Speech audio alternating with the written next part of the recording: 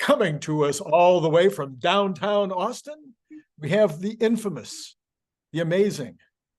I don't know what else I can say. It's about Brian White. I tell you, by volume, I'm one of the best guys out here. Certainly by height ratio, I've discovered a lot of these big YouTubers are big, and also YouTubers. And also YouTubers, in that order. Well, the revelation that James Stevenson is 6'2" was a little surprising to me. And apparently, everyone else who met him, who informed him politely, in case he did not know, you are tall. Yeah, well, he did come around and mention that in his own X platform as well. So interesting. Well, this is the part of the fun of the whole Zoom environment and the YouTube environment, is that people don't necessarily look in person like they look in the little screen. Yes. I mean, there's John Wayne and some of these other folks who are a lot smaller than we think they were. I don't know if John Wayne, that may not be true, John Wayne. So, Brian, you have been down there in Austin amongst the glitterati? Oh, yes. Yeah. I've gotten to hang out with a lot of big friends that I've made in the past and meet a bunch of new ones as well. I got to meet Larry Goldberg. That was wonderful. Nice. Yeah, there's a bunch of really neat people here. Cool. And you stayed a couple of extra days. So have you been putting around in places where you thought you might be able to get some news on the ground, some original reporting? Well, I don't know if you heard, but on Friday, I stumbled into a Tesla employee Christmas party. Oh, what? You stumbled into it, or you heard about it and you, anyway. Well, I genuinely stumbled into it. My buddy said, come check out this cool brewery. It's really dead on Fridays, but I go to quiz nights on Thursdays, and we went in, and they said, you're here for the private event? And we said, yep. And we noticed an inordinate number of Teslas in the parking lot. And when we got inside, we discovered we were at a Tesla employee Christmas party. Interesting. Boy, they're having Christmas early in Texas. Yes. So, yeah, so those people probably gave you all kinds of inside information that you wouldn't have known otherwise. Yes.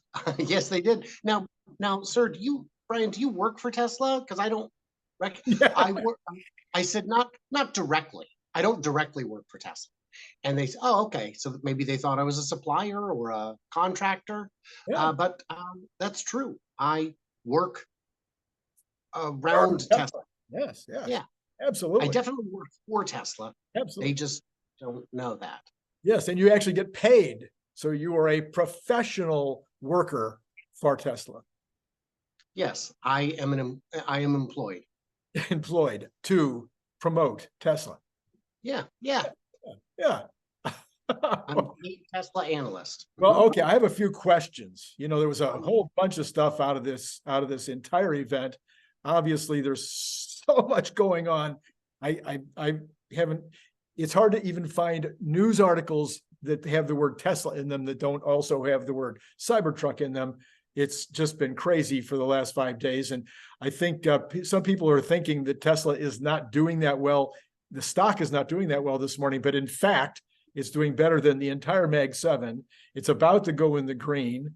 The rest of the Mag 7. It's about to go into the green. It's running about the same as the NASDAQ, which, you know, is usually it's more down when the NASDAQ's down and more up when the NASDAQ's up, but it's actually running almost the same. So there is a small Cybertruck carryover so far. I expect it to grow.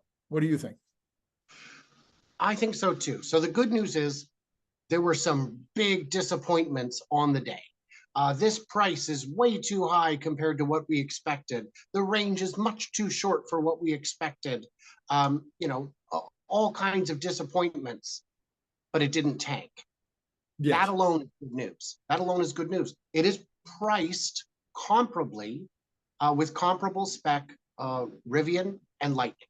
Right. If you take ones that have about the same price and range, you'll find they all have about the same specs.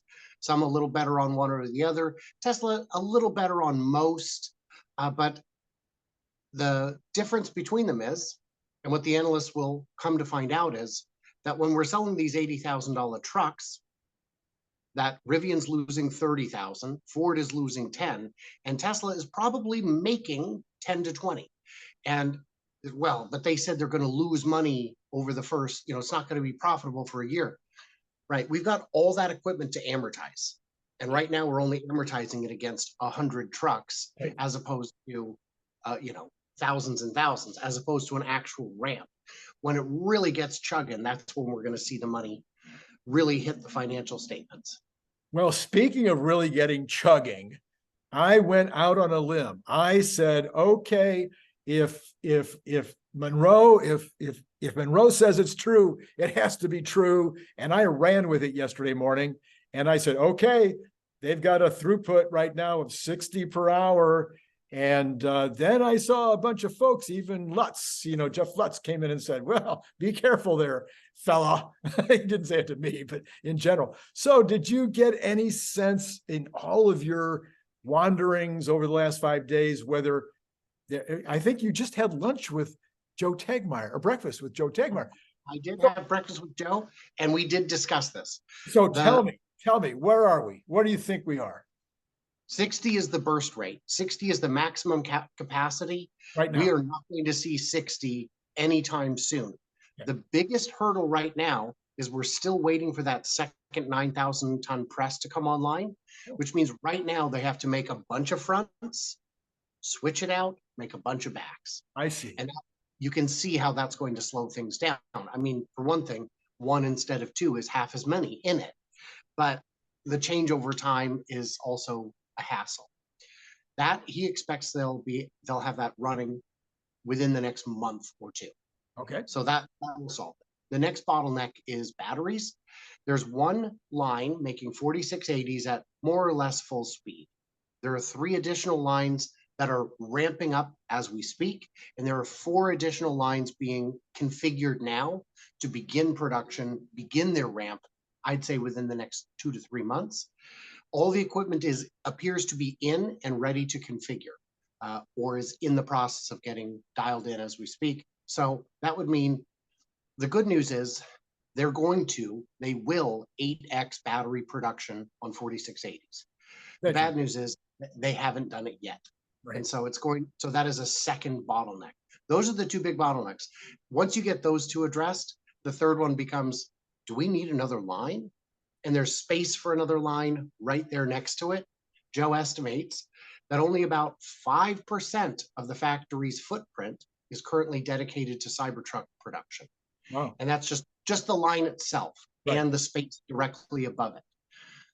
So, and it could be more than that. It could be more like 10%, but there is still plenty of room to add in a second and probably even third line for Cybertruck.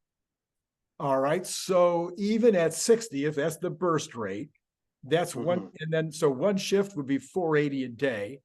I think I figured out that that's something like 150,000 a year, a little less than 150,000 a year on one shift.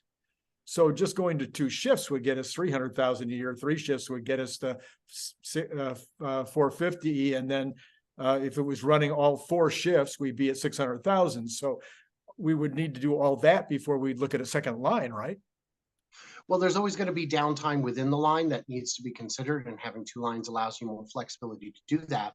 They certainly won't add a second line until they get all of the early release improvements integrated. Remember when the Model Y came out? Within 6 months, Sandy Munro had spotted 56 material changes. 56. Yeah, and we are likely to see that. Maybe not that many, because this car was pretty dialed in. They spent a lot of time getting it right. But even if it's 25 or 30, they'll want to integrate those before they put up a second line.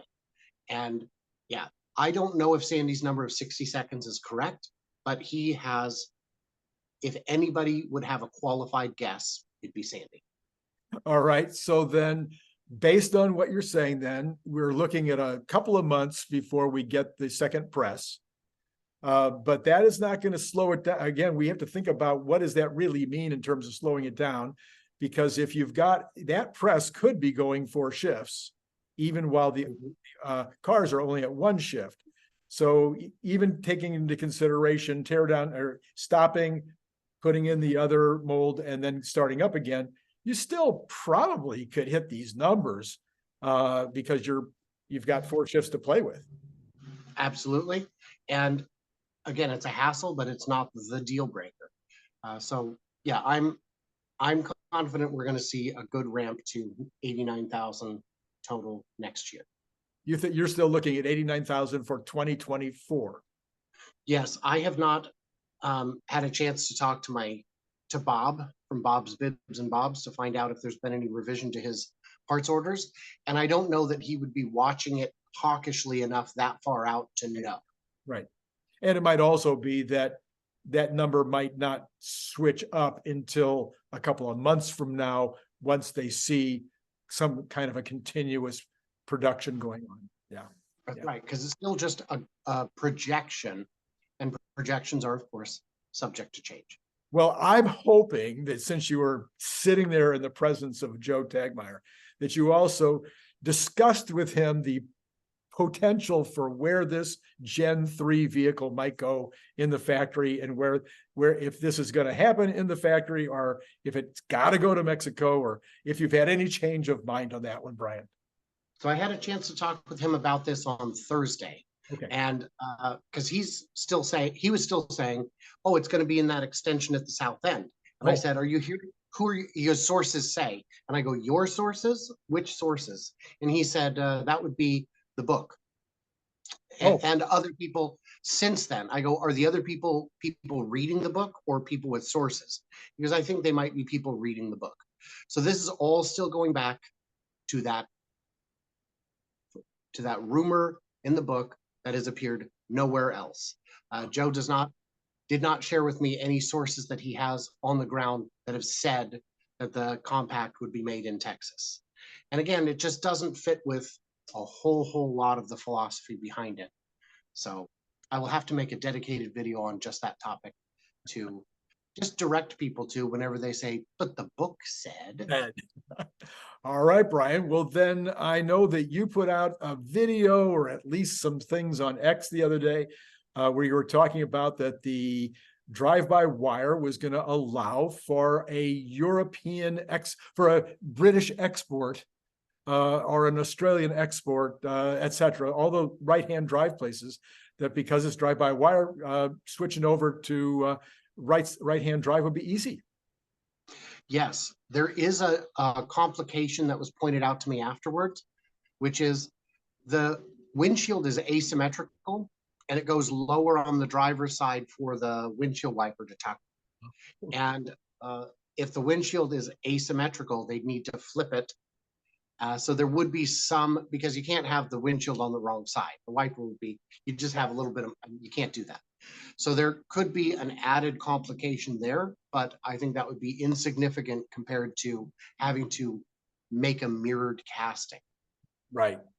Yes. All right. So is there any reason, do we have any more reason than that to think that Tesla will be exporting to anywhere other than Canada, maybe? Of course we do, Randy. Of course we do. So the next obstacle was, well, the tail lights are wrong. Switching from red to amber is very easy. It doesn't take much work. The next one was, well, the headlights in Europe, the angle of the headlights has to be higher by law. And that big headlight would be much too high. Well, that big one across the top is not a headlight. That's a daytime running light. The headlights are down in the bumper. Oh, okay. So, but those are still correct. Those can work. The next one was and it's the big one, is pedestrian safety. In the US, there is no pedestrian safety mandate. In the EU, I think it's Article 125 or regulation, something like that. It is required. It is critical. It is necessary. But if the Mercedes EQB, if the F-150, if all of those are roadworthy, why not the Cybertruck? And some people have said it's too pointy, but I haven't seen anything in the language of the EU regulations that specify how pointy it's going to be. And Randy, you have me here because I've got the information from the ground. I got to speak with a gentleman at the Christmas party who shared with me that the lawyers in Amsterdam working for Tesla are in a tizzy because they have been told, find a way to get the car homologated in Europe. And they're saying, this is a nightmare. We've got our work cut out for us. So they may have to make some adaptations. They may have to have external airbags for pedestrians. We don't know. External. That is a thing. That's a real thing. Already do exist. I don't know if they've been put on production vehicles, but I feel like they have. The new Model 3 has a airbag under the hood that bumps it up to a better angle for pedestrians. There are ways you can mitigate it if you have to. So it is something that is being worked on. It's not a high priority, but it is a priority.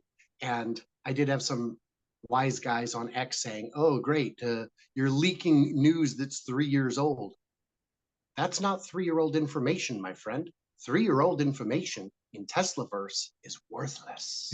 That's actually true. So speaking of pedestrians, though, there does appear to be, or at least on the pre-production models that were being used by these fellows that were doing the videos, there was at least one aspect of the truck which was harming pedestrians when it wasn't moving. So there was some kind of an edge or a sharp edge, and I'm forgetting which one of the 3 YouTubers cut himself and then actually damaged a jacket. Another one of his cohorts damaged a jacket on a sharp edge of the front of the Cybertruck. Did you? You're looking at me confused, like you're not aware of this. So I didn't see that particular video. It is possible that because it was pre-production that it may have had some rough edges, but my stock response would be go to Babies R Us and get some bumper edges if you're that fragile. Little rubber corners. I get it. Well, okay, all right. So we'll have to. I'm very curious to hear whether they've solved that rather than sending people to Babies R Us. But I know you have many children, and so this would be something you'd be quite well aware of. I think I have you beat by 1, though, right? You have 3? I have 4. You have 4, so we're the same. 4 boys. You know that 4 boys. Well, that's rough. Although girls, anyway, we won't. That's a whole nother conversation. I did want to tell you one thing before we go, Randy. Okay. I had dinner with a gentleman. We'd talked on X before we came out. He said we tried to arrange, figure out a way to meet. I'm getting in my car. I'm about to go back to my hotel at midnight on Thursday, and he messages me and says, "Just landed, starving. What are you doing?" And I said, I guess I'm going to just tell me where you are and I'll come pick you up. His wife is just getting into the whole Teslaverse thing. And so she's read a number of books, and she's starting to understand from my conversation with her husband that I know some people and I know some things. And she says, by any chance, do you know these 2 authors? And she held up a book. I don't remember who it was by, but it was You and Lars. Oh, really? And I said, yeah. And I said, I have a video with Randy running at this very moment from today. Yeah. So you're famous. I'm famous. You're famous. People writing your book. Yeah, I'm famous. Best. There's at least 2 people besides my mom that know about me. Good. This is a special day. Mm-hmm. Well, thank you for that, Brian. That's always nice to know. Well, speaking of my book, you can get a copy. Never mind. I could see. I can't help it, Brian. I have to sell. All you have to do is join Patreon, and you too.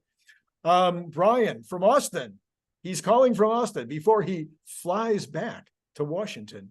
Brian, I think we'll have you back tomorrow because I have my list of questions. We didn't even get started, so we'll do this again. And for those of you watching out there, this will be published tomorrow, Tuesday. The second part will be published tomorrow, Tuesday.